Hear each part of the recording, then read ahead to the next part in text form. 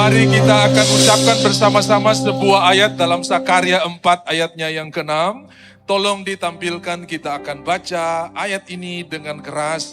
Karena ini akan menjadi dasar untuk kita berkemenangan di 6 bulan ke depan. Mulai dari hari ini, Tuhan Yesus sangat luar biasa. Mari kita lihat ayatnya dan kita baca bersama-sama. 1, 2, 3. Maka berbicaralah ia katanya. Inilah firman Tuhan kepada Zerubabel bunyinya. Bukan dengan keperkasaan dan bukan dengan kekuatan, melainkan dengan rohku, firman Tuhan semesta alam. Bagi Tuhan tidak ada yang mustahil, dan bagi orang yang percaya, bukan kuat, bukan gagah, oleh rohmu kata Tuhan. Bukan kuat, bukan gagah, oleh rohmu kata. Gunung tinggi, dipindahkan. Gunung itu diratakan, disingkirkan. Gunung tinggi, diratakan oleh kata. Sabar. Saya udah kirim di grup itu, udah diupload belum? Dari tadi saya udah kirim. Coba cek dulu. Oke, sama-sama. Bukan kuat, bukan gagah, bukan tajuk. Sekali lagi. Bukan kuat, bukan gagah, oleh rohmu kata. Gunung tinggi, dipindahkan. Gunung itu disingkirkan. Gunung tinggi, oleh rohmu kata. Bukan kuat, bukan gagah, oleh rohmu kata Tuhan. Bukan kuat, bukan gagah, tapi rohmu kata Tuhan. Gunung ini dipindahkan, gunung itu disingkirkan. Gunung tinggi diratakan, oleh rohmu kata Tuhan. Saya mau minta pria haleluya. Haleluya. Yang wanita haleluya. Nah, yang pria nyanyi duluan, wanita ikut belakangnya. Jadi pria begini, bukan kuat, bukan gagah. Sama-sama, oleh rohmu. Oke, yang pria siap? Suara bassnya mana? Haleluya. 1, 2, 3, bukan kuat, bukan gagah, oleh rohmu kata. Wanita duluan. Bukan kuat, bukan gagah, oleh rohmu kata. Sama-sama, gunung ini dipindahkan. Gunung itu disingkirkan. Gunung tinggi diratakan, oleh rohmu kata. Gunung ini dipindahkan. Gunung itu disingkirkan. Gunung tinggi diratakan oleh rohmu kata Tuhan. Saudara boleh ganti gunung itu dengan tumor. Tumor ini dipindahkan. Cancer ini diratakan. Boleh ucapkan apa saja, karena tidak ada yang mustahil bagi Tuhan. Ayo ucapkan. Gunung ini diratakan. Gunung ini dipindahkan.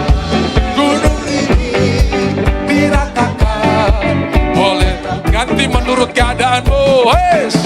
Gunung ini dipindahkan. Gunung itu disingkirkan. Oleh rohmu kata Tuhan. Oleh rohmu kata Tuhan. Oleh rohmu kata Tuhan. Kalau Tuhan yang berjanji, ya dan amin. Silakan saudara duduk, puji Tuhan. Saudara-saudara, tadi pagi saya bersaksi bagaimana Tuhan melakukan mujizat yang luar biasa. Hanya dalam tempo 3 months, 3 bulan saudara-saudara ya. Ada seorang anak Tuhan, ada seorang anggota jemaat saudara-saudara yang mengalami persoalan yang serius. Dia kena limfoma. Saudara tahu limfoma? Getah bening. Dan itu besarnya 10 senti.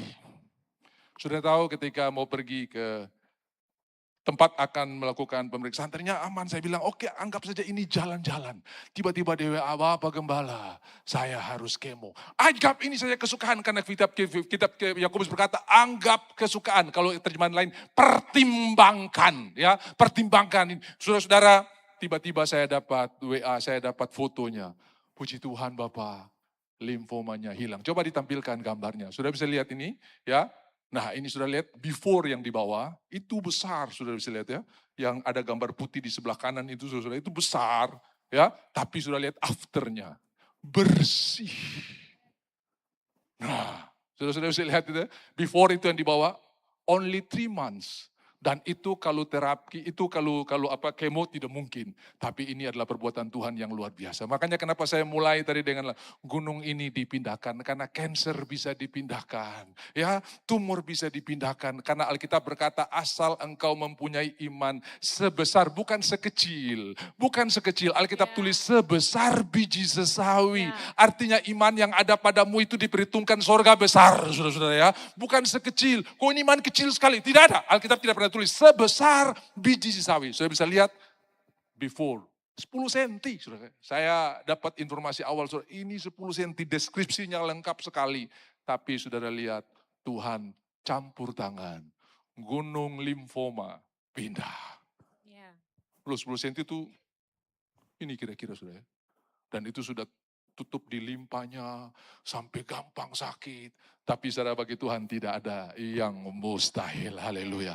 Saya berkata hari ini juga itu akan menjadi milik saudara. Karena saudara adalah milik Tuhan. Dan Tuhan tetap bertanggung jawab dalam hidup saudara.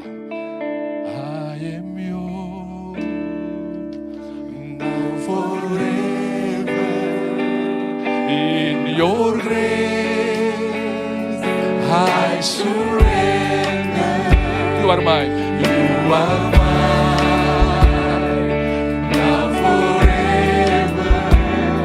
I'm alive in your world. I am yours. I am yours. Wow. Now forever. In your grace I surrender. You are mine. Now forever. I'm alive. I'm alive in your wonder. Kau membuatku sesuai rencanamu. Kau memegang setiap musim hidupku. Ku angkat. Loh, lama kabar. Ku milikmu. Jangan cerita.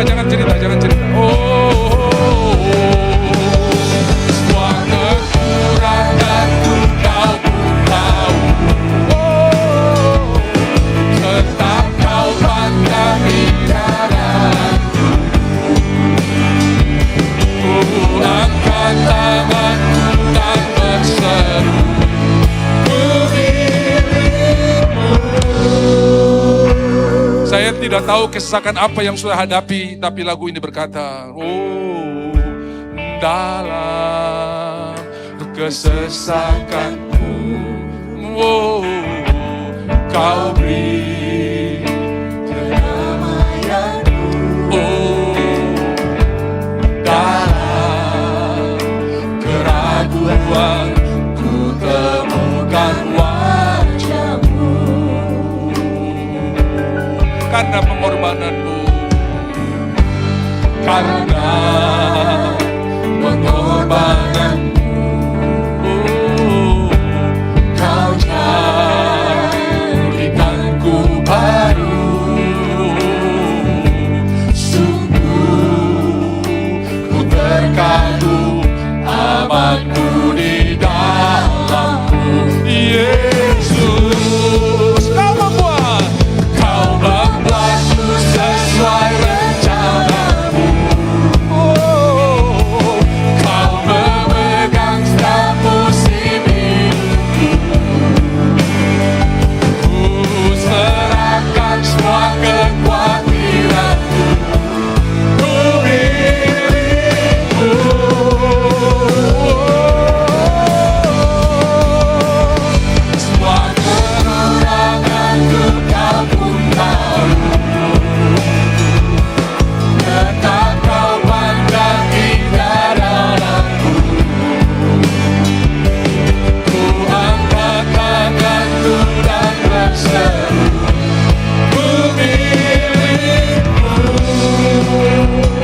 saja kau membuatku.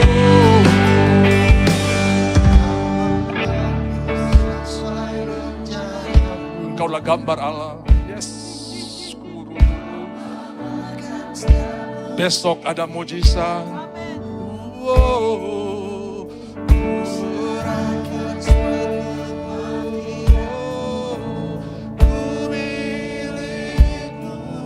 Bersama-sama singer semua kekuranganku kau pun tahu, tetap kau pandang indah dalamku. Ku angkat tanganku dan berseru, ku milikmu. I am yours, I am yours, I am yours.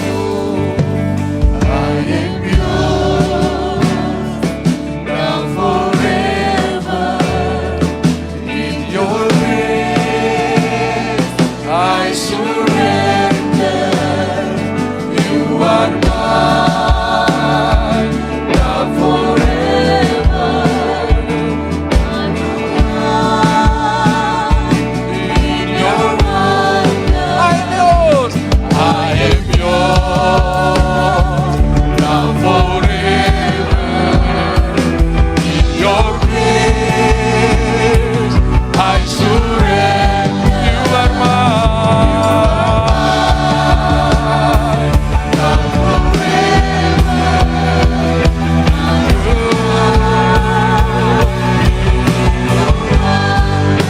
Mari sambil angkat tangan ku nyanyi haleluya. Ku nyanyi haleluya. ku nyanyi haleluya. Sungguh kau hebat, ajaib perkasa, perbuatanmu. ku nyanyi haleluya.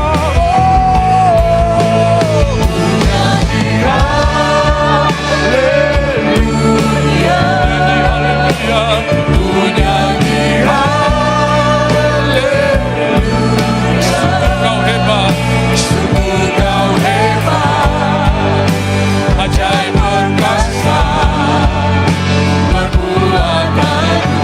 Sungguh kau hebat. Sungguh kau hebat, ajaib perkasa, perbuatanmu. Sekali lagi, sungguh kau hebat. Sungguh kau hebat, ajaib perkasa, perbuatanmu. Di hidupku. Dalam hadirat Tuhan mari kita ambil roti. Saudara percaya gunung itu dipindahkan. Yang namanya cancer tidak bisa bertahan di hadirat Tuhan. Yang namanya tumor pasti akan lewat di hadirat Tuhan. Kami percaya Tuhan apa yang kau berikan bagi kami masih berkuasa sampai hari ini. Karena perjamuan kudus ini adalah perintah-Mu. Sebab apa yang kuteruskan kepadamu telah aku terima daripada Tuhan. Yaitu Tuhan Yesus pada malam waktu ia diserahkan mengambil roti. Ia mengucap syukur, memecah-mecahkannya dan berkata, inilah tubuhku yang diserahkan bagi kamu. Perbuatlah ini setiap kali kamu melakukannya. Kamu mengingat akan aku. Berhenti ingat keadaanmu, berhenti ingat situasimu, berhenti ingat penyakit turunan yang sementara kau bicarakan. Mulailah ingat engkau punya turunan yang baru. Ada silsilah Kristus di dalam saudara. Ada DNA ilahi di dalam saudara. Sehingga tidak sulit bagi Tuhan untuk melakukan perkara yang luar biasa. Dalam segala hal kami percaya Tuhan kami luar biasa. Percayakah saudara bahwa roti tangan kita adalah persekutuan dengan tubuh Kristus? Kami angkat juga ini buat orang-orang yang kami kasihi, yang di rumah sakit, di Medan, di Jakarta, di Kuala Lumpur, di mana saja. Mereka juga mengalami berkat yang sama. Dalam nama Tuhan Yesus, sambil terima berkatnya kami makan dengan percaya. Haleluya, makan dalam nama Yesus.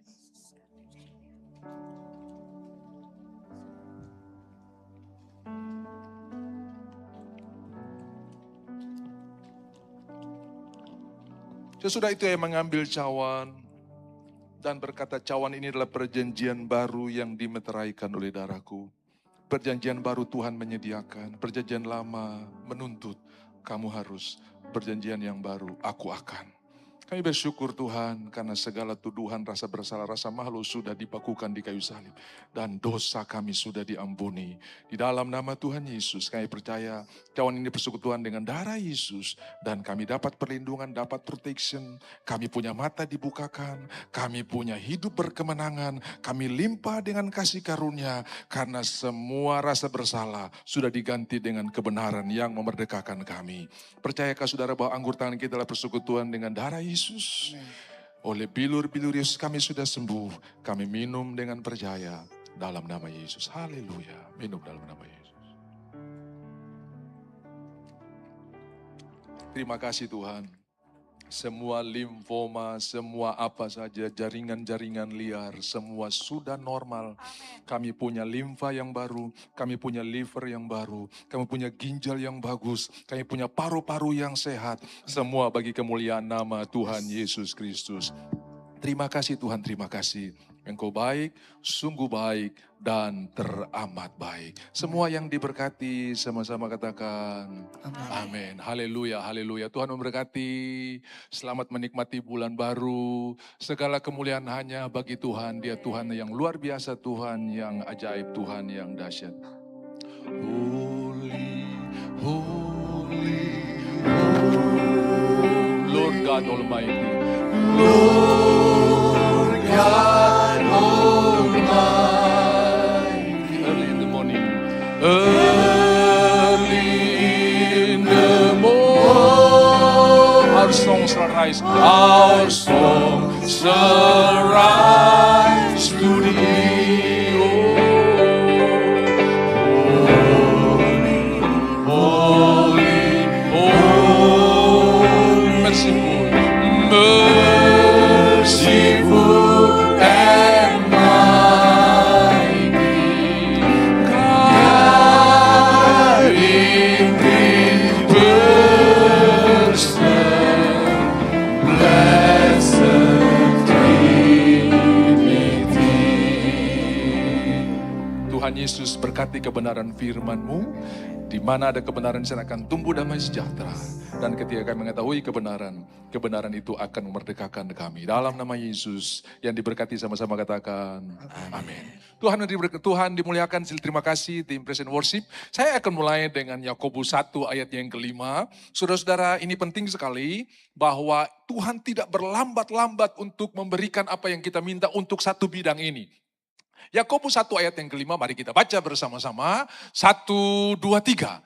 Tetapi apabila di antara kamu ada yang kekurangan hikmat, hendaklah ia memintanya kepada Allah yang memberikan kepada semua orang dengan murah hati dan dengan tidak membangkit-bangkit. Maka hal itu akan diberikan kepadanya.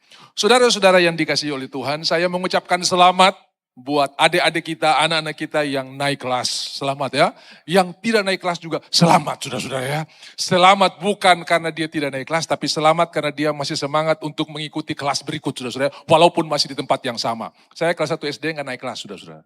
Dan adik saya ikut saya, kita hajar terus, baku tantang terus sampai tamat saudara ya. Jadi rupanya saya tidak naik kelas untuk tunggu pemicu saudara-saudara ya.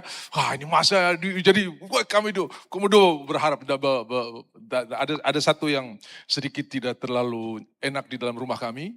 Papa suka bilang begini, kalau juara papa yang ambil rapot, kalau tidak mama yang ambil. Saudara-saudara, aduh saudara, itu menyedihkan sekali. Jadi kalau begitu dengar juara, woi dia datang. Siswa ini, wah dia maju ke depan, tapi kalau tidak juara, bilang, mama saja. Sedikit ada diskriminasi. Saya berdoa pengalaman di keluarga kami jangan ada di rumah saudara-saudara ya. Kalau pintar anak papa, kalau bodoh anak mama, saudara-saudara. Saya dengar cerita ada murid yang bodoh, terus gurunya bilang, ini kau bodoh kayak kau bapak, saudara-saudara ya. Wow, dia pulang dia cerita, bapak, ibu guru bilang, saya bodoh kayak bapak. Hah? Dia bilang tadi, semua teman-teman dengar. Dia bapak ambil sabel panjang, dia asah sabel, saudara-saudara ya. Dia bilang, saya hari ini mesti selesaikan ini, saudara. Lalu dia pergi ke rumah, dia tuh tes di pohon-pohon, semua putus, saudara. Dia tidak tahu kalau suami daripada ibu guru ini adalah seorang polisi, saudara-saudara. Dan begitu dia datang di rumah, pas bapak polisi yang buka pintu, mau pergi dinas. Begitu dia lihat bapak polisi, dia tanya, bapak saya mau tanya kerja bakti di mana, saudara-saudara ya. Nah, saudara-saudara, ini cerita mengawali khotbah. Tapi kalau kita minta hikmat, Tuhan pasti akan berikan. Dikatakan tidak membangkit-bangkit ini dan terimaan lain. Tidak berbantah-bantah, tidak menahan-nahan, langsung diberikan. Coba saudara bayangkan seperti begini. Kalau anak saudara bilang begini, Papa, tolong saya Kak, ada 10 nomor matematika saya belum tahu cara menyelesaikannya. Tolong ajarin saya, nanti kalau saya sudah tahu, saya akan menyelesaikannya. Itu namanya minta hikmat, minta pengertian. Dan orang tua manapun pasti akan semangat untuk mengajar anak dengan permintaan tadi. Tapi kalau dia bilang begini, Papa, tolong bikin sapu PRK, saya mau main game. Kira-kira gimana saudara-saudara ya? Nah ini cuma minta penyelesaian, bukan minta hikmat. Dan Tuhan tidak menahan-nahan, tidak berbangkit-bangkit untuk memberikan barang ini. Makanya saudara kalau lagi suntuk, lagi tidak tahu jalan, minta hikmat. Kenapa Tuhan memberikan kepada Salomo yang lain dari yang dia tidak minta? Selain hikmat yang dia bilang, aku minta hikmat untuk memimpin bangsa ini. Makanya Tuhan bilang berkata begini, karena engkau tidak minta kekayaan, popularitas, kehebatan, maka itu pun akan kuberikan kepadamu karena engkau meminta hikmat. Ternyata dalam hikmat itu ada segalanya.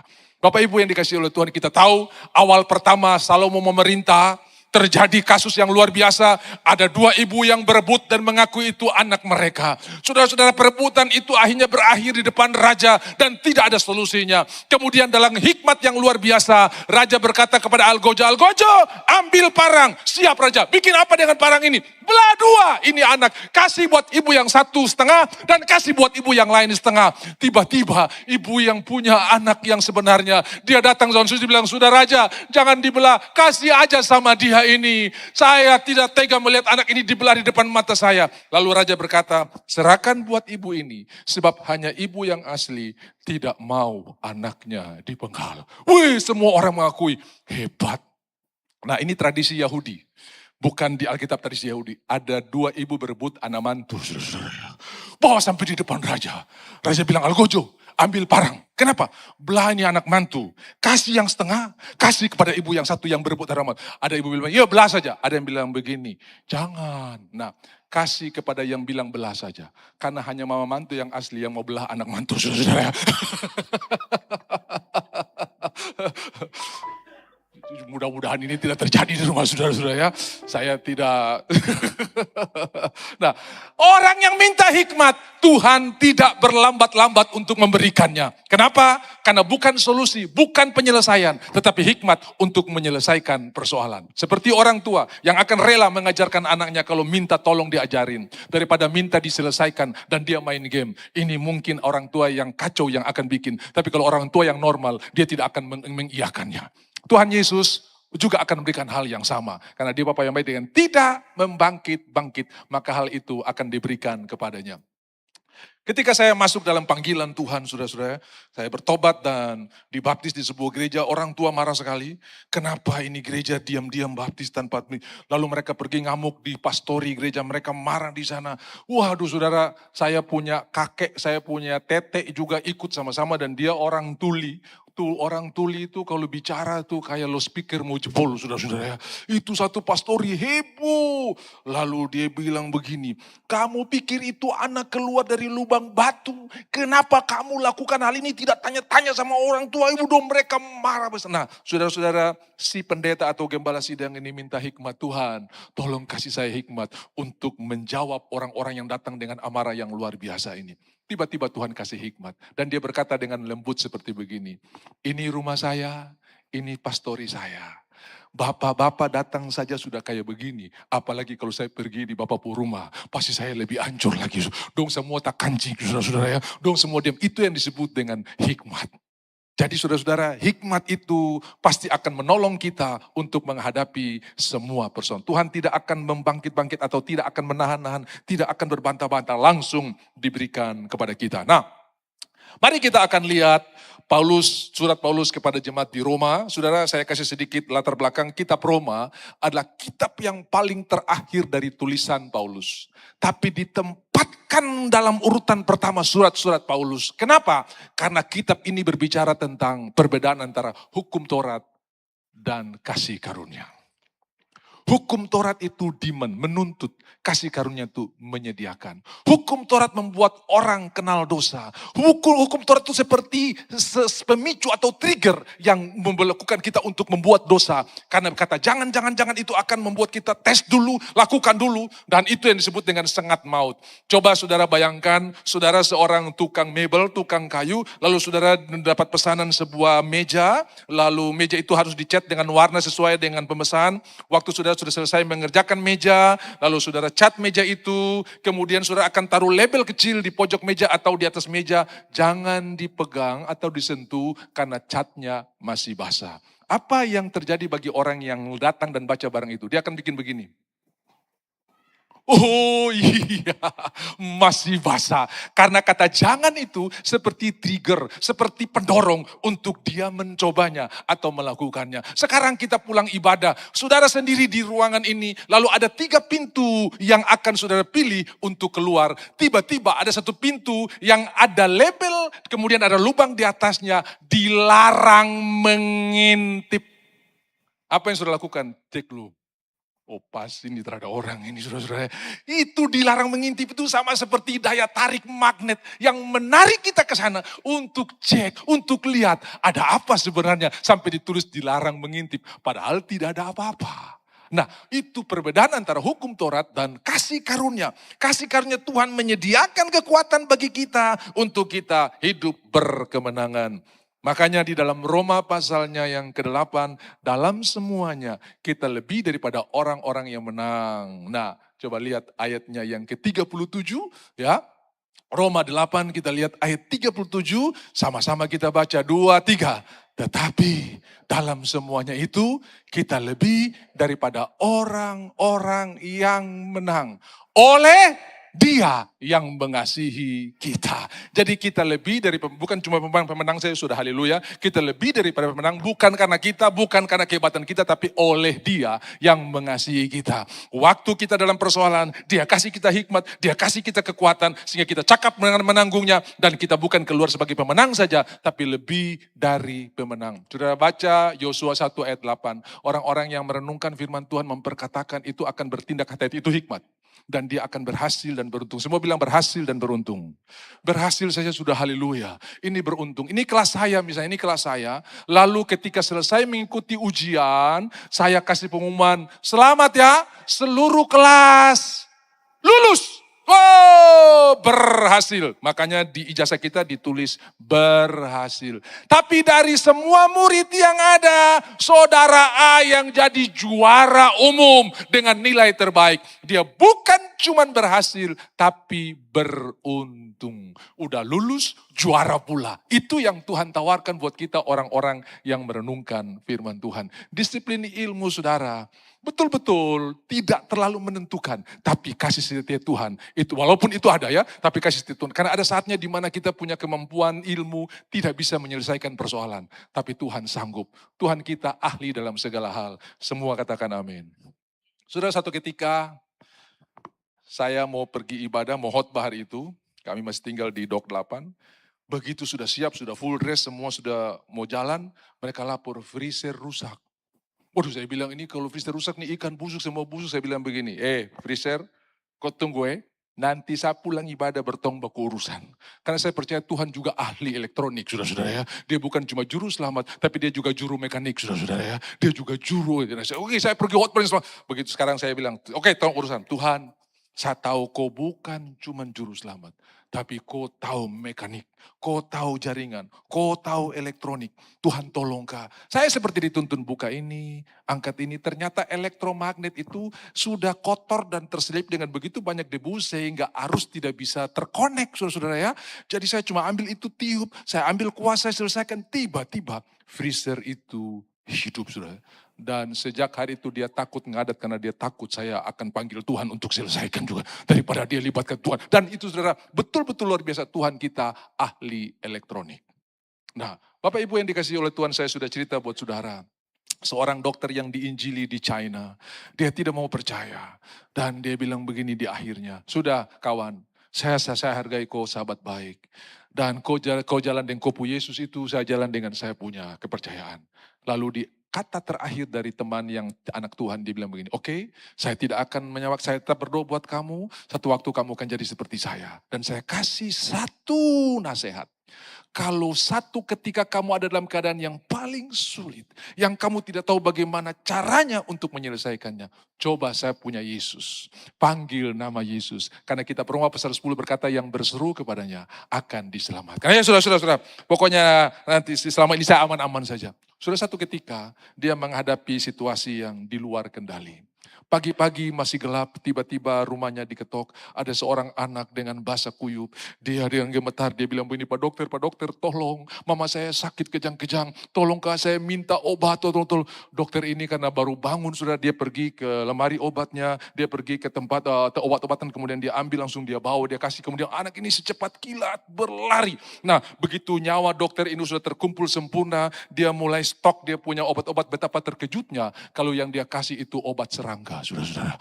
Oh, dia bilang, Tuhan, mati sudah ini ibu ini. Kalau sampai anak ini kasih minum buat ibu ini pasti mati. Tiba-tiba dia teringat nasihat dari temannya. Kalau kamu dalam keadaan sulit, coba saya punya Yesus, punya kuasa. Panggil nama Yesus, dia berlutut. Tuhan, Yesusnya temanku. Kalau engkau berkuasa. Dia belum percaya, dia pakai temannya. Tuhan, Yesusnya temanku. Kalau engkau berkuasa, tolong.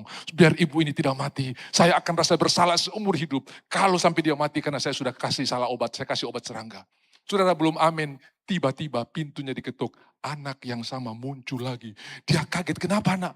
Dokter minta maaf, saya lari buru-buru, saya terpeleset botol pica. Obat. Aduh, dia bilang, Tuhan, ternyata kau luar biasa. Bapak Ibu, Tuhan kita mengontrol segala sesuatu. God still in control. Yang berseru kepadanya pasti akan diselamatkan.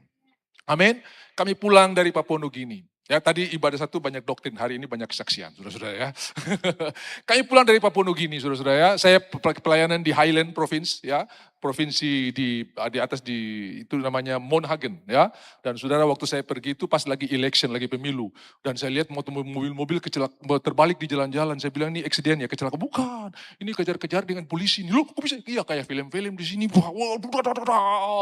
Lagi election itu, lagi pemilihan umum. Nah, lalu kami akan waktu itu pergi dengan pesawat, pulang kami akan bawa pulang mobil yang ada di Monhagen pergi ke daerah pesisir namanya Ley, ya, dan harus lewat satu kota yang namanya Goroka. Nah, Bapak Ibu, itu mobil Land Cruiser VX cabut DOS turbo. Bukan turunan bodoh, saudara-saudara ya. Tapi ini turbo, ini tenaga tambahan. Kalau kita gas tuh kayak ada tenaga semprotan yang bikin dia bisa kayak lompat. Nah, yang bawa ini teman dari Sumatera Utara ya. Saya masih ingat marganya Sianturi. Dan dia bilang karena saya turun di Goroka di pertengahan jalan, saya mau coba ini binatang ini buasnya kayak apa. Nah, saudara-saudara, karena turun dari gunung ya kayak dari Wamena mau ke Jayapura gitu. Kalau di daerah Panama tuh dari Meksiko ke Acapulco begitu, saudara ya turun begitu. Nah, dari Acapulco turun ke turun. Nah, karena dari atas banyak lekak-lekuk, banyak dia belum bisa gas. Nah, 20 menit kami sampai di Goroka, itu jalan lurus sekali. Dan di situ dia coba buasnya si Land Cruiser ini kayak apa, saudara-saudara ya. Betul, saya duduk di tengah, jok tengah, orang tengah, ada 3 orang, saya di tengah, tidak pakai safety belt, dan saya kalau perjalanan jauh tidak suka tidur, saya suka lihat panel instrumennya, saudara-saudara. Nah, begitu saya perhatikan, dari 100 ke 140 itu hanya hitungan detik.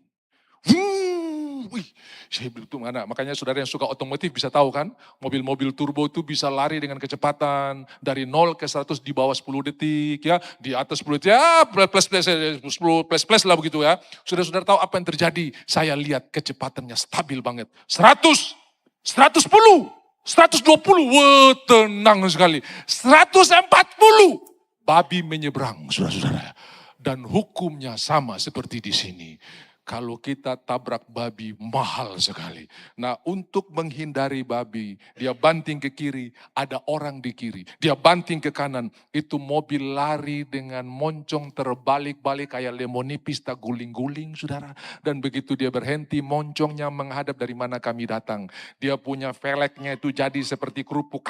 Dan kami tidak bisa keluar lewat pintu karena semua sudah kancing. Harus toki itu kaca depan yang sudah jadi hancur itu, lalu kami keluar lewat sana. Tapi luar biasanya semua kami selamat. 2 di depan, Ada seorang ibu di kursi penumpang, lalu driver si Sianturi ini, kemudian ada driver yang akan ganti dari Goroka pergi ke Lei, dia lagi tidur saudara-saudara ya, dan di belakang ada satu orang dengan barang-barang yang penuh sekali, dan semua kami selamat. Bapak Ibu, ada bis yang kaget lihat kecelakaan maut itu, dan mereka berhenti, ya kadang-kadang ingin menolong tapi sebetulnya bukan menolong, mereka curi barang-barang. Paspor saya juga sampai hilang saudara ya, karena mereka bukan tolong tapi mereka mencuri. Tapi hal pertama yang mereka lakukan, mereka coba make sure, pastikan saya ini manusia atau roh. Kenapa? Karena mereka tidak percaya kami hidup semua. Saya bilang pegang sini, masih darah dan daging ini. Kenapa? Satu saja, yang berseru kepadanya akan diselamatkan. Jadi dalam mobil itu kami berseru Yesus, dan apa yang kita serukan itu yang datang buat kita. Waktu engkau berseru Yesus, yang datang roh Yesus. Waktu engkau bilang babiku, yang datang roh babi, saudara-saudara ya. Jadi jangan bicara salah-salah kopu anak-anak ya. Dasar babi, anjing. Sudah tahu Alkitab memberikan deskripsi jelas sekali. Babi itu selalu balik ke muntahnya. Babi selalu balik ke kubangan. Anjing selalu balik ke muntahnya. Ya, babi selalu balik ke kubangan, anjing selalu balik ke muntahnya. Itu diceritakan dalam Alkitab. Jadi saudara kasih mandi babi, kasih masuk di salon Rudi Hadi Suwarno, kasih pita, kasih sampo bagus gitu kan. Begitu dia keluar dari salon, lihat kubangan langsung glek glek glek glek glek glek glek glek glek. Pasti balik di sana. Sudah satu waktu saya pergi keluar rumah, tiba-tiba saya lihat anjing di rumah muntah. Saya tidak punya waktu karena harus pelayanan. Saya balik, hilang. Saya cek siapa. Ternyata dia hajar ulang saudara ya. Jadi dia makan anjing kembali kepada muntahnya. Nah, Bapak Ibu ucapkan berkat buat anak-anak kita. Nah, kamu dijadikan segambar dengan Tuhan. Dan gambar Tuhan akan terjadi buat dia. Bisa bilang amin? Kalau sudah bilang babi, saya pernah khotbah di kepolisian, saya bilang tolong ya, stop sudah kasih SIM buat anjing dan babi di Papua ini. Sini kan yang bawa mobil di jalan ada anjing, ada babi. Coba lihat kok bawa motor, tiba-tiba orang halen. Anjingku, ada anjing bawa motor saudara-saudara ya. Ada SIM lagi saudara-saudara ya. Ada SIM lagi. Babiku, ada babi bawa motor saudara. Pakai SIM lagi saudara-saudara ya. Nah, saudara-saudara yang dikatakan, makanya jangan kaget karena kita sering memperkatakan hal yang salah, itu mengikat orang itu, dan saya juga tidak tahu kenapa saya begini. Dia lupa bahwa dia sudah diikat dengan perkataan apa yang kamu ikat di bumi terikat di surga, apa yang kamu lepaskan terlepas di surga. Berbicaralah kebenaran, walaupun hari ini engkau belum melihat hasilnya, tapi engkau akan lihat nanti luar biasa. Saudara, dilakukan survei kepada para PSK, ya, ternyata mereka telah melakukan pelecehan, bukan pelecehan seksual sejak kecil, tapi pelecehan kata-kata. Ya, dasar kau perempuan murahan. Begitu besar dia bilang, bang murah jotorang, saudara-saudara ya. Kenapa? Tiap hari dibilang murah. Tapi kau bilang, kamu adalah biji matanya Tuhan. Kamu anak yang diberkati oleh Tuhan. Coba saudara lihat. Ada anak yang diucapkan janji Tuhan. Saya kasih tahu buat saudara ya. Kalau ada anak yang sedikit tertekan di dalam rumah, biasanya Independence Day-nya, dia hari kemerdekaan itu kalau ada tamu datang, betul tidak? Kalau tamu datang dibilang kesempatan ini lompat sana lompat sini, pasti papa bisa marah ini tuh. Kan ada tamu kesempatan ini, dia explore semuanya. Nah, biasanya orang tua akan memproklamirkan kepada tamu, ya anak saya ini memang nakal. Itu sama seperti memberi label kepada anak itu bahwa anak itu nakal, akan sangat berbeda. Kalau sudah bilang begini, anak papa anak yang manis, anak papa anak yang dengar-dengaran. Ucapkan terus, walaupun apa yang kita ucapkan tidak sama dengan apa yang dia lakukan. Itu sama seperti menabur benih, semua bilang benih. Makin sering ditabur, makin besar kemungkinannya untuk tumbuh. Tiap hari kau lempar bibit cabai yang tumbuh bukan jagung, cabai yang tumbuh. Tiap hari kau lempar kebenaran, yang lempar firman Tuhan, yang tumbuh bukan kejahatan, tapi kemenangan yang tumbuh. Bisa bilang amin? Nah, begitu dia besar, ada orang ajak, tetangga punya mangga lagi buah, bagaimana kita hajar? Saya terikut, banci kamu, tidak. Kenapa? Karena apa yang diucapkan oleh orang tua mulai bertumbuh. Tiap hari saya dengar papa bilang saya anak manis. Tiap hari saya dengar mama bilang saya anak yang diberkati. Benih itu mulai tumbuh. Yang setuju katakan amin. Jadi apa yang saudara tabur, apa yang saudara ucapkan, menentukan kemenangan yang saudara hadapi di 6 bulan ke depan ini. Haleluya. Saudara, ketika orang ini akan pergi kemo, saya bilang anggap saja ini dharma wisata. Ada satu yang dokter tidak pernah ajarkan, hati yang gembira adalah obat yang manjur. Saudara-saudara belum selesai kemonya, ini Maret, vonisnya limfoma 10 cm itu, Maret. kemarin sudah bersih. Lalu dia bilang saya harus menyelesaikan walaupun ini sudah di program kayak saya harus ya oke, akan saya pergi jalan-jalan nanti kalau Om ada waktu kita pergi sama-sama kita makan durian Blackstone di sana saudara. Katanya ada durian yang lebih hebat dari Musangking sekarang ya. Namanya Black. Oh iya. Nah, saudara-saudara saya lihat ketika fokusnya kepada Tuhan, bukan kepada persoalan, yang tunjuk aksi adalah Tuhan. Ketika fokus kita pada persoalan, maka persoalan yang tunjuk aksinya. Sudah lihat kalau ada anak saudara yang salto sana, sudah bilang, wih jago, wih itu yang dia terpelajari, dia kasih keluar semua. Tapi kalau sudah tidak perhatikan, lama-lama dia pergi, kenapa? Tidak digubris, tidak diperhatikan. Sama, waktu engkau fokus kepada Tuhan, Tuhan akan tunjukkan aksinya. Waktu engkau fokus kepada persoalan, persoalan akan tunjukkan aksinya. Dan hari ini saya berdoa 6 bulan ke depan, focusing on Jesus. Ibrani 12 ayatnya yang kedua. Berhenti lihat persoalanmu, berhenti lihat semuanya. Mulai lihat kepada Tuhan. Berjalan sambil memandang ke sorga ya.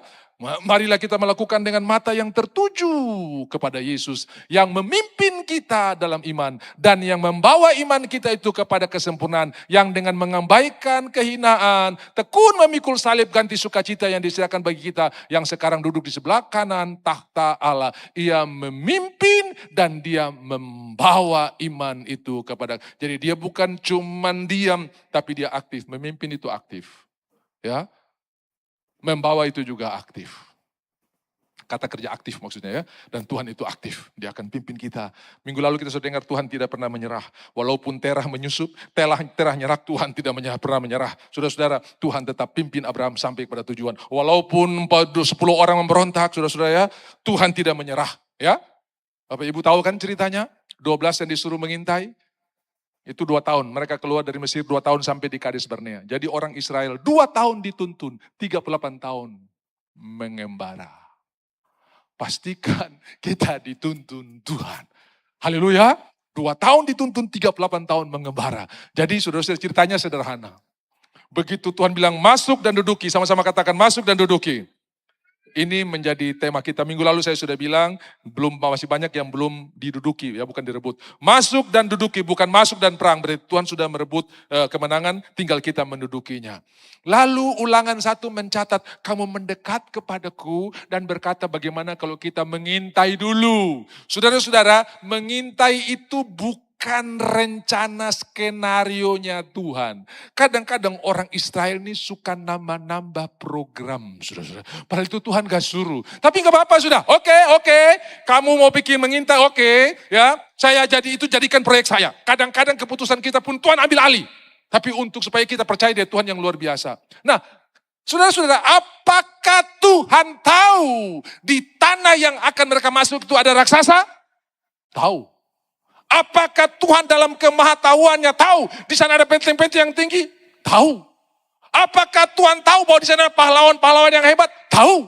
Tapi kenapa dia tidak bilang sama Musa, Musa hati-hati kau masuk, di sana ada tentara yang besar, ada benteng yang tinggi. Karena barang itu tidak penting di mata Tuhan. Yang tidak penting bagi Tuhan jangan dianggap penting bagi kita. Dan Tuhan tidak ngomong kok, berarti barang itu terpenting.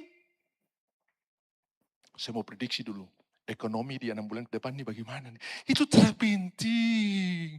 Yang itu bagi Tuhan tidak penting, kok jangan bikin penting. Nah karena mereka nggak penting, Musa ketemu, oke, hal itu kau anggap baik.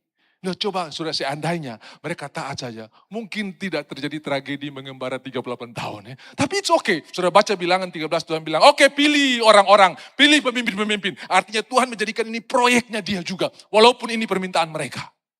Sekalipun aku, tadinya Tuhan, iya Tuhan, sekalipun aku, kadang-kadang aku, tapi sudah belajar. Serahkan semua buat Tuhan. Walaupun kau lihat, kau ada program. Tuhan bagaimana? Oke, saya yang pimpin. Walaupun ini kau punya keputusan, kau mau, tapi saya pimpin. Biarkan saya bekerja menurut cara saya. Begitu mereka masuk dan bilang, dong raksasa, kami belalang. Begitulah kami di hadapan mereka. Dan mereka di hadapan kami. Kapan orang-orang ini bisa mewakili pikiran orang-orang yang di dalam itu? Kadang-kadang kita ini terlalu hebat sampai kita bisa baca orang lain pikiran buat kita. Padahal tidak, saudara-saudara ya.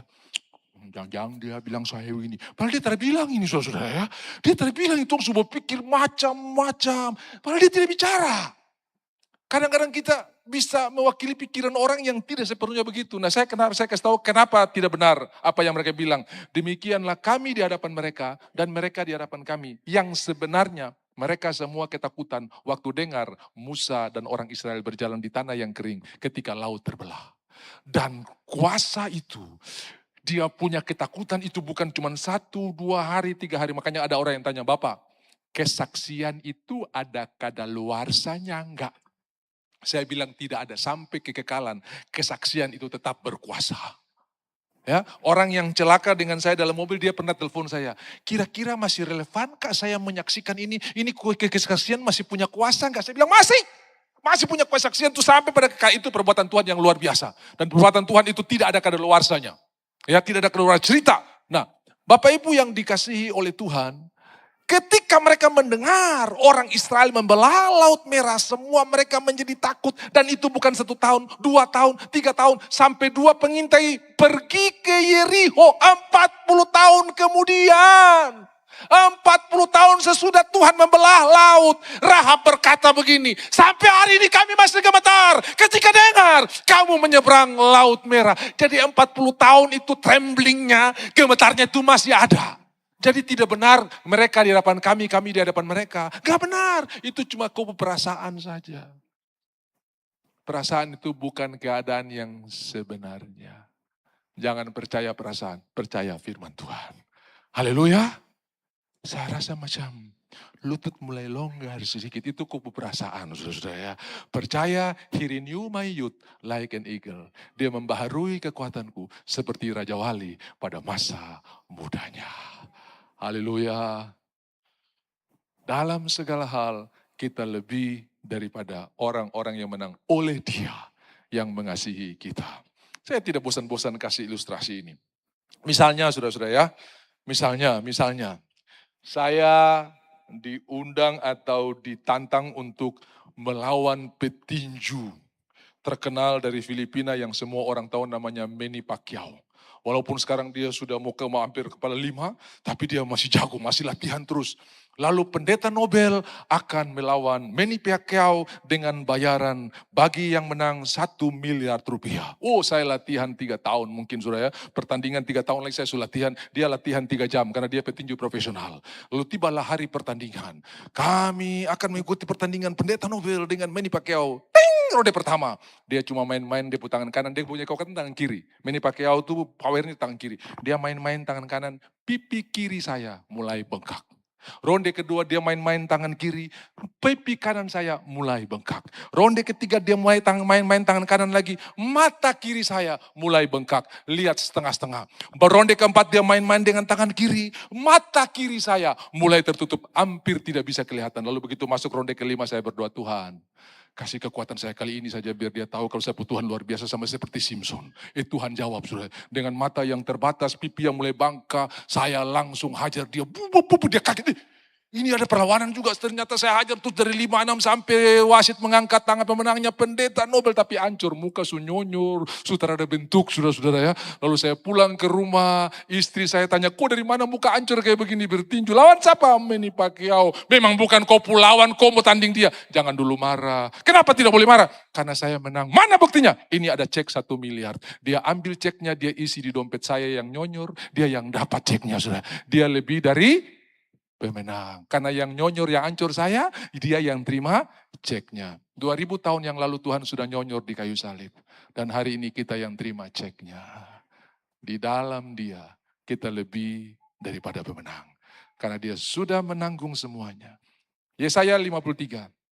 Kita lihat ayatnya yang ketiga mulai. Yesaya pasal 53. Firman Tuhan berkata seperti begini. Yesaya 53 ayat 3 mulai. Apa yang ditulis di sana kita akan sampai di ayat yang kelima. Ia dihina dan dihindari orang. Seorang yang penuh kesengsaraan dan yang biasa menderita kesakitan. Ia sangat dihina sehingga orang menutup mukanya terhadap dia. Dan bagi kita pun dia tidak termasuk hitungan. Ayat yang keempat. Tetapi sesungguhnya Penyakit kita lah yang ditanggungnya dan kesengsaraan kita yang dipikulnya. Padahal kita mengira ia kena tulah, dipukul dan ditindas Allah. Ayat yang kelima. Tetapi dia tertikam oleh karena pemberontakan kita. Dia diremukkan oleh karena kejahatan kita. Ganjaran yang mendatangkan keselamatan bagi kita ditimpakan kepadanya sama-sama, dan oleh bilur-bilurnya kita menjadi sembuh. Yang dapat cambuk dia, yang sembuh kita. Haleluya. Kita lebih daripada pemenang. Makanya jangan kaget, limfoma bisa tampias. Karena kita lebih daripada pemenang. Haleluya. Tuhan kita luar biasa. Saudara-saudara, masih ada waktu. Makanya Paulus menulis dalam Roma pasal 12 ayat yang pertama. Karena itu, semua bilang karena itu. Nah, kalau karena itu berarti ada penyebab sebelumnya. Ya toh? Karena itu. Nah, Bapak Ibu, saya mengajak saudara, kenapa ini saya khotbah terus sampai ini mendarah daging di dalam saudara. Sampai ini menjadi kebenaran di dalam saudara. Firman itu telah menjadi daging dan diam di antara kita. Sama juga, kebenaran itu telah mendarah daging dan tinggal di Jayapura. Sukacita itu telah mendarah daging dan tinggal di Abepura. Ya, ucapan syukur telah menjadi darah daging dan hidup di Sentani. Apa saja kebenaran yang kita lakukan berulang-ulang lama-lama mendarah daging, ya. Orang duduk di kursi, kadang-kadang yang mendarat pertama itu bukan pantatnya tapi kakinya. Ada begitu, saya pernah lihat? Begitu duduk di kursi langsung, gitu kan. Mendarat kakinya dulu baru pantatnya. Lalu dia bilang begini, sudah mendarah daging. Ya kan? Sudah ingat dulu zaman poni. Ya, kalau poni jatuh kan dia, begitu ada poni sudah ada kebiasaan. Kenapa begitu? Terhadap poni, sudah biasa Pak. Udah mendarah daging. Gitu kan, mendarah daging. Orang Pantekosta itu paling suka bilang darah Yesus. Dan itu mendarah daging. Pintu terbanting, darah Yesus. Gelas jatuh, darah Yesus. Semua darah Yesus. Sampai ada teman satu di Wamena, ini jangan darah Yesus, darah babi kah? Saudara-saudara. Terlama dia tampia, saudara-saudara ya. Ternyata ada kuasa di dalam darah Yesus. Ada kuasa dalam darah Yesus. Ini terjadi di Lei, di Papua Nugini. Di Papua Nugini itu sudah ada beberapa kota itu tempatnya cukup rawan. Dan kalau sudah sore hari semua tutup. Nah, ada orang yang begitu semangat ketemu teman, sore hari dia langsung turun. Di sini jangan turun sembarangan, tunggu dulu. Guardnya datang, penjaganya datang, baru kita, kalau tidak kita bisa ditembak sebagainya. Oh ya. Nah, saudara-saudara, mereka tutup toko, dia seorang pembantu ART di rumah, dan dia ini cinta sekali, apa-apa darah Yesus. Sampai tuannya bilang, ini darah Yesus terus. Iya Bapak, ini sudah mendarah daging dan ini ada kuasa Bapak darah Yesus. Nah, satu waktu tuannya harus mengakui bahwa darah Yesus itu berkuasa. Ketika mereka pulang tutup toko, di stopan, di lampu merah, tiba-tiba mobil mereka ditodong. Nah, saking kaget si pembantu yang duduk di belakang ini, dia teriak, darah Yesus. Ini perampok naik tapi tertahu bikin apa? Ketak kancing. Dia tertahu bikin, belum pernah dalam sejarah perampokan dia tak kancing kayak begitu. Dan semua mereka sudah pucat di dalam, dia tidak bikin apa-apa juga. Akhirnya di stopan, bikin stop. Mereka bilang habis ini. Dia turun dan biarkan mobil itu pergi tanpa ada yang terluka. Dari situ tuannya akui ada kuasa di dalam darah Yesus. Jadi sampai, tepuk tangan buat Tuhan kita yang luar biasa saudara ya. Saya berdoa supaya hal ini mendarah daging buat kita semua. Sehingga kebenaran itu jadi kebiasaan bagi kita. Diucapkan berulang-ulang sampai jadi kebiasaan. Nanti kalau orang-orang ketemu, saya baru ketemu dengan Tuhan, haleluya. Siapa itu? Itu di pokoknya ada apa-apa, haleluya. Apa-apa, haleluya. Itu karena haleluya sudah mendarah daging. Saya cerita buat saudara, ada seorang pembantu raja yang dikenal dengan pembantu semua baik. Karena ada apa-apa semua baik, sampai semua baik itu mendarah daging. Dia dapat fitnah pun semua baik. Dia terpeleset pun semua baik. Ya, nanti habis semua baik baru ditanya, siapa nih yang buang kulit pisang sembarangan gitu kan. Nah, sampai dia dijuluki pembantu asisten raja semua baik. Dan raja ini paling senang bawa dia untuk pergi beraktivitas. Nah, hobi raja ini berburu. Satu ketika mereka pergi berburu dan dia bagian isi peluru, raja bagian kokang tembak. Dar! Nah, mungkin karena asik bercerita tentang kebaikan Tuhan, dia salah isi peluru. Begitu raja tembak, bukan peluru keluar, tapi peluru balik meletus di tempat dan jempol raja putus. Terus dia bilang begini, semua baik. Raja ngamuk, dia bilang, apa? Saya pun jempol putus, kau bilang semua baik. Angkat dia, kasih masuk di penjara. Raja pun ikut memastikan bahwa dia masuk ke penjara. Dan raja temani, masuk, kreng. Dia bilang, semua baik. Makan kopo semua baik itu saudara. Jengkel sudah jempol putus semua baik. Dan begitu dimasukkan ke penjara dia bilang, semua baik. Beberapa waktu kemudian jempol raja ini sembuh. Kebiasaan berburu dilanjutkan tanpa ditemani oleh asisten ini. Dan malang saudara, karena raja ini asyik berburu. Dia masuk ke forbidden area, daerah terlarang. Dan di daerah itu kalau ada orang yang ketangkap berburu tanpa izin, ditangkap malamnya dibikin barbeque. Betul rajanya ketangkap, bro. Oh, raja bilang, oh mati aku nih. Mereka sudah buat api unggun dan malam itu mereka akan siap untuk menikmati tangkapan mereka karena masuk di daerah mereka tanpa izin. Saudara-saudara, rajanya diikat, api unggun mereka sudah mulai menari, ho ha. Lalu sebelum akan dibuat barbecue, kepala suku akan mengecek apakah yang mereka makan hari malam ini layak untuk dikorbankan karena mereka tidak akan memakan orang yang anggota tubuhnya tidak lengkap. Begitu dia cek, kasih lepas tali. Dewa tidak inginkan orang ini. Kenapa? Jempolnya tidak ada, saudara. Dia dilepas pulang lalu dia ingat benar juga ya. Yang dibilang sama pembantu ini. Semua baik. Dia buru-buru pergi ke istana. Masuk pergi ke penjara biar malam. Dia bilang begini, kawan ternyata kau benar sekali. Saya ini bebas gara-gara yang kau bilang semua baik. Harusnya saya sudah pulang nama. Saya punya daging sudah dinikmati. Tapi gara-gara saya jempol putus. Saya bisa pulang hari ini. Cuma kawan saya tanya, kenapa waktu saya kasih masuk kau di penjara kau bilang semua baik? Bapak, kalau Bapak tidak kasih masuk saya di penjara, saya yang jadi barbeque karena saya jempol masih lengkap, saudara. Karena saya pasti temani Bapak. Lah iya, jadi semua baik. Bilang kiri kanan kau sudah dengar itu. Haleluya.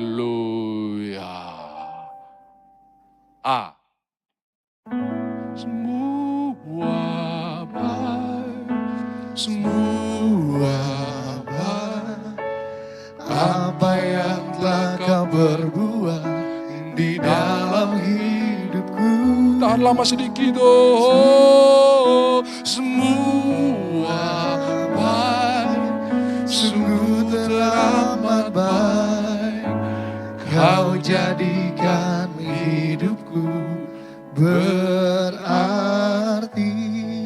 Jadi lakukan semuanya ini sampai itu mendarah daging. Sampai jadi kebiasaan. Ini cerita di Manado, saudara. Di sebuah kampung ada perayaan 17 Agustus. Lalu dalam perayaan 17 Agustus itu ada yang namanya pembacaan proklamasi dan undang-undang. Nah, ada satu majelis gereja yang ditunjuk. Nanti kau baca undang-undang dasar. Oh gampang, serahkan buat saya. Dari SD, SMP, SMA, sapu makanan itu. Nah dia majelis aktif sudah 2 periode. Saudara-saudara lalu dia, kami akan ikuti pembacaan undang-undang dasar. Saudara-saudara begitu baca Undang-Undang Dasar Negara Republik Indonesia tahun 1945 pembukaan bahwa sesungguhnya kemerdekaan di gua dan begitu sampai di dan dia lupa. Dan ketiga kali dia sambung. Dan yang akan datang dari sana untuk menghakimi orang yang hidup dan yang mati. Aku percaya pada Roh Kudus, gereja yang kudus dan persekutuan kebangkitan dan hidup yang kekal. Dan semua jemaat berkata, amin. Kenapa pengakuan iman mendarah daging di dia? Bukan undang-undang, saudara-saudara ya.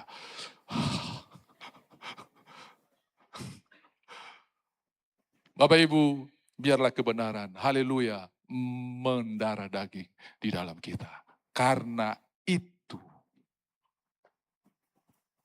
demi kemurahan Allah, aku menasihkan kamu untuk mempersembahkan tubuhmu sebagai persembahan yang hidup, yang kudus, dan berkenan. Itu adalah ibadahmu yang sejati. Karena apa? Karena pasal 1 sampai pasal 11. Tom pulang besok kalau saya ajar pasal 1 sampai pasal 11 ini saudara. Tapi dari tadi saya cuma kasih cuplikan. Karena itu apa? Semua kebaikan Tuhan. Karena itu dia yang menggantikan kita untuk dihukum. Karena itu dia yang membenarkan kita. Karena itu maka kita persembahkan. Dia yang membenarkan kita. Dia tidak menganggap kesalahan kita harus diperhitungkan tapi dia telah menanggungnya. Karena itu kita mempersembahkan tubuh. Nah tadi pagi saya cuma ambil satu pasal itu pasal 5 dan kita korek sedikit pasalnya yang ke-8. Ada 11 pasal dari karena itu. Saudara lihat yang paling terakhir pasal 36 dari ayat 36 dari pasal 11. Karena segala satu dari dia, oleh dia dan kepada dia. Ya, bagi dia kemuliaan sampai selama-lamanya. Pindah ke pasal 12 karena itu. Berarti pasal 1 sampai pasal 11. Tuhan memberkati, nanti kita korek pelan-pelan karena itu. Karena kenapa? Karena begitu banyak kekayaan yang ditulis dari pasal 1 sampai pasal 11. Roma cuma 16 pasal. Dan 1 sampai 11 semua doktrin. Perbuatan Tuhan yang luar biasa. Perbedaan hukum Taurat dan kasih karunia. Mulai pasal 12 praktis karena itu. Praktek karena itu. Persembahkanlah tubuhmu. Sudah diberkati oleh firman Tuhan pada pagi hari ini. Berikan tepuk tangan buat Tuhan kita yang luar biasa. Biarlah kebenaran mendarah daging dalam hidup kita. Saya ajak kita bangkit berdiri bersama-sama. Kita mengucap syukur dengan nada G. Sehingga bisa datang bersama-sama menyanyi. Lord, I give you my heart.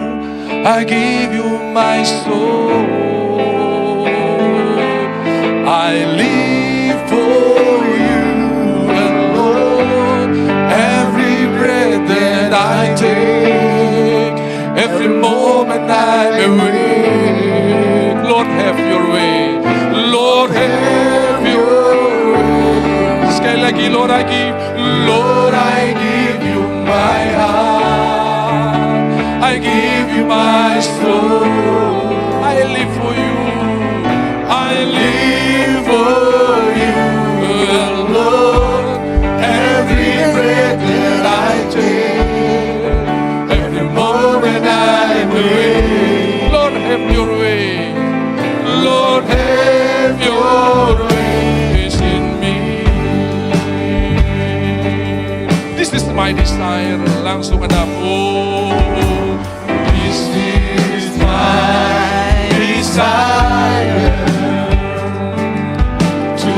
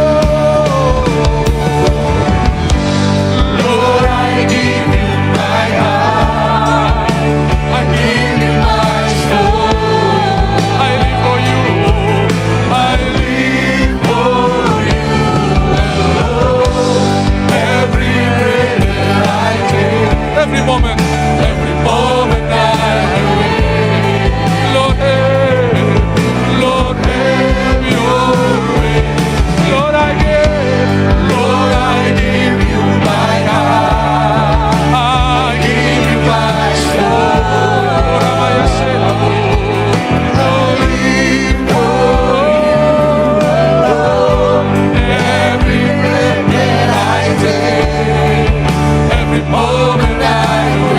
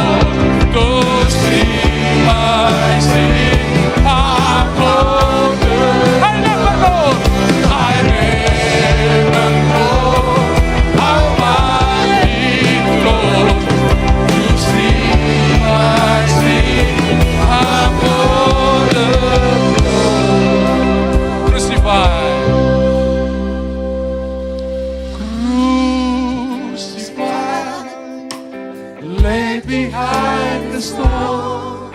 You live to die, rejected and alone, Like a rose, standing on the ground. You took the fall. You took the fall. On top of me. Crucified, oh, crucified. Yang bikin semangat. You live to die, rejected and alone, like a rose, trampled on the ground. You took the fall, on top of me.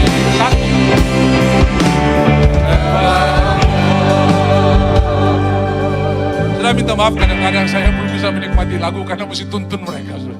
Jadi kadang-kadang konsentrasi terpecah, tapi saya tahu saudara tidak kehilangan berkat. Saya tahu Tuhan menjamah saudara dengan luar biasa. Haleluya, tepuk tangan buat Tuhan kita yang luar biasa.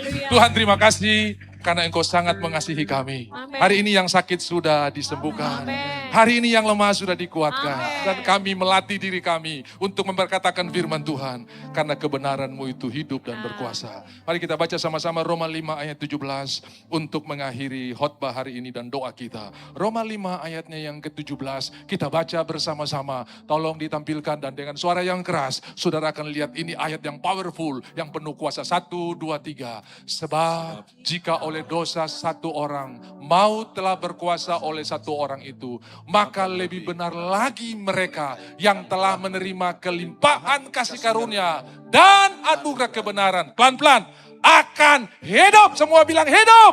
hidup Kasih tahu di kiri kanan, hidup. Dan berkuasa. dan berkuasa. Saudara diberikan kuasa untuk menang. Dan lanjut, oleh karena satu orang itu, yaitu Kristus. Rumah tangga yang mati hidup kembali. Hubungan yang mati hidup kembali. Sukacita yang mati hidup kembali. Dan engkau diberikan kuasa. Engkau diberikan kuasa Ya. hidup dan berkuasa.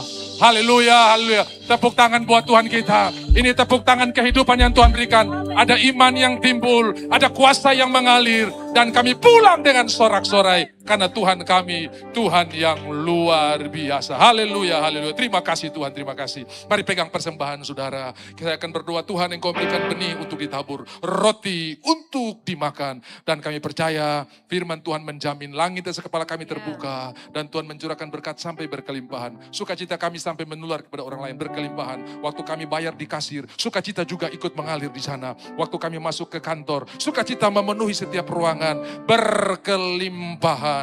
Apa yang uang tidak bisa berikan, Tuhan berikan dengan limpahnya. Ketenangan, perlindungan, damai sejahtera, sukacita, berkelimpahan. Dan Tuhan berjanji, aku akan menghalau belalang berlahap. Semua musuh yang mendatangi saudara akan distopkan Tuhan sebelum menyentuh saudara. Karena Tuhan yang berjanji, Tuhan yang setia. Amin. Karena dia berkata, ujilah akan aku. Setiap persembahan kita diperhitungkan oleh sorga. Tuhan berkata kepada malaikat, berkata kepada Cornelius, doamu dan sedekahmu sudah didengar oleh Tuhan. Terima kasih Tuhan, kami menikmati berkat Tuhan. Dan kami siap memberi dengan sukacita. Yang membawa persepuluhan diberkati Tuhan. Dan kami yang bawa ucapan syukur diberkati Tuhan. Kami terima kemenangan yang luar biasa. Yang siap menabur sama-sama katakan.